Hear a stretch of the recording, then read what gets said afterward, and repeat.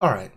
So in the last video, we just took an example of a function and we wrote down the area or an approximation of the area underneath it. I wanted to generalize that process a little bit here. Right? So instead of looking at a specific function, let's say we want to find the area under f of x on the interval from a to b. Right? So again, we're only going to find approximations here. We're not going to find the true area just yet. But I wanted to formalize a little bit those processes we talked about in the last video. The left endpoint approximation, the right endpoint approximation, and the midpoint approximation. Okay. So generically speaking here, our function will take on the form, or will look something like, so here we have some random function, and let's say over here is A, over here is B. Okay. Now, generally speaking, what we want to do is take this interval down here and cut it into a number of pieces. Right?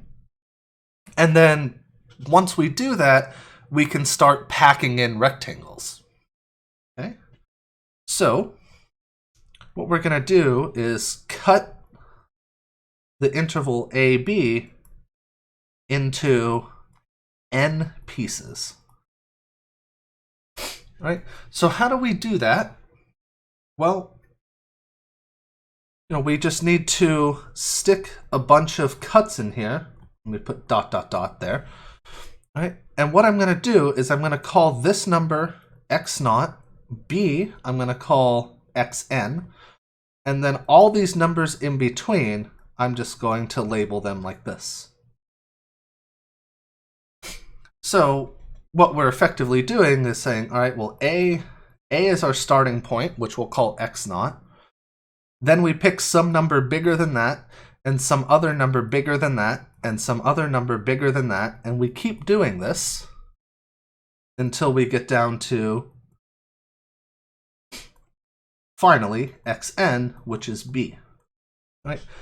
So really, the only rule we actually have for picking these is that each number we pick has to be bigger than the last. The first number has to be A.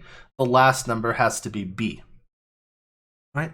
So these could have varying widths. These might not be equally spaced. But for the left, right, and midpoint stuff, we do want them to be equally spaced. Right? So how can we sort of accomplish that? Well, so let's make these equally spaced.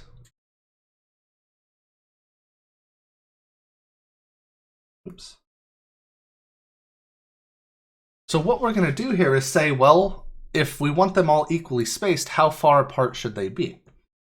Well, if we want to take the interval from A to B and cut it into n pieces, then the width, which we're going to call delta x to stand for change in x, should be b minus a over n. Right? Because this now says take the length of the interval, which is b minus a, and then divide that by n, and that says, all right, your interval has n of this, or n pieces of this size. Okay. And then we can actually even write down a rule for, how these endpoints progress. Right? So xi, all right, will end up being, well, we start at a, right? We start at x0, we start at a, and then we add I copies of delta x. All right, this is pretty nice. So it's just saying, if I want, say, x4, well, I start at A, and then I add delta x 4 times, and that moves me to the start of, or moves me to x4. Which would be the end of the 4th interval. Okay. So, how do we do left, right, and midpoint stuff? Okay, so left endpoints.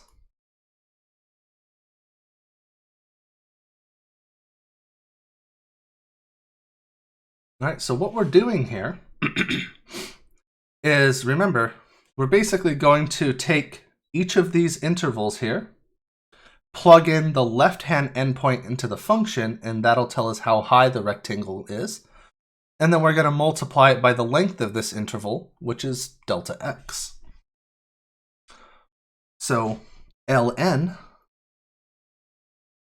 right, this would be f, let me use x naught instead of a, times delta x, plus f of x1, delta x, plus f of x2, delta x.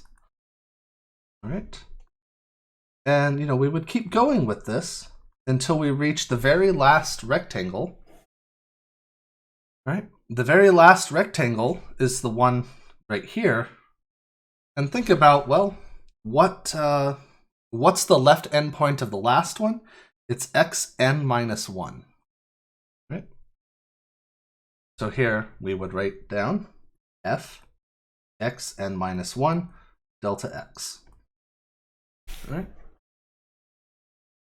So in math, we have a way to write down a sum of a lot of things. There's a nice notation we have that makes this a little bit nicer. Right? And this looks like we have a sigma. And then here, what we're going to do is we have n pieces. So what we want to write down is I equals 1 to n. And then what we're basically saying is, when we plug in I equals 1, we want the first part. Plug in I equals 2, we want the second part. And so on, until when we plug in I equals n, we get the last part. What that means then is that we need this.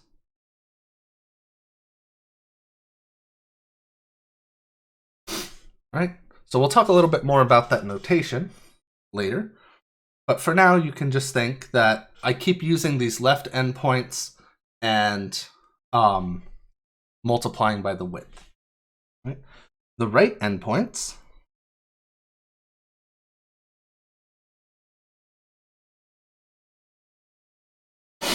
right, this is going to look, oops, not L, I wanted R here, Rn.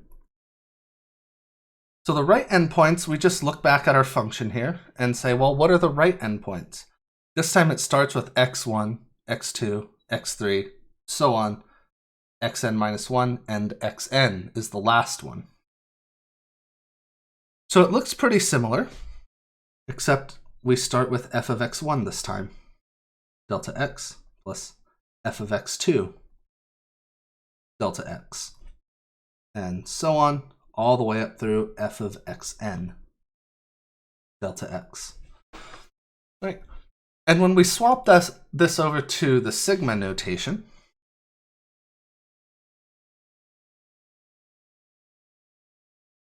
this one looks a little bit simpler. Right, we just have this. Okay. And lastly, let's write down the midpoint rule.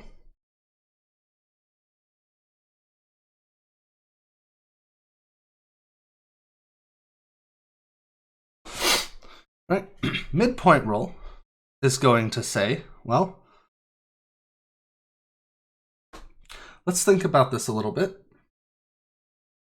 We want to always plug in the midpoint of these two numbers, right? So it's going to look like, for the first one, f of x naught plus x1 over 2 delta x. plus f of x1, oops, f of x1 plus x2 over 2 delta x, all the way through f of xn minus 1 plus xn over 2. I ran out of room for my delta x here. All right, let's rewrite that real quick. Plus f of xn minus 1 plus xn over 2 delta x. All right, so this one looks a little bit more messy, but it's okay. All right, and this is the sum from I equals 1 to n. When we write this down, this is xi minus 1 plus xi over 2 delta x. All right. So I just wanted to give you kind of a general formula for these things. And that's it. All right, so we'll talk a little bit more about this in the next video.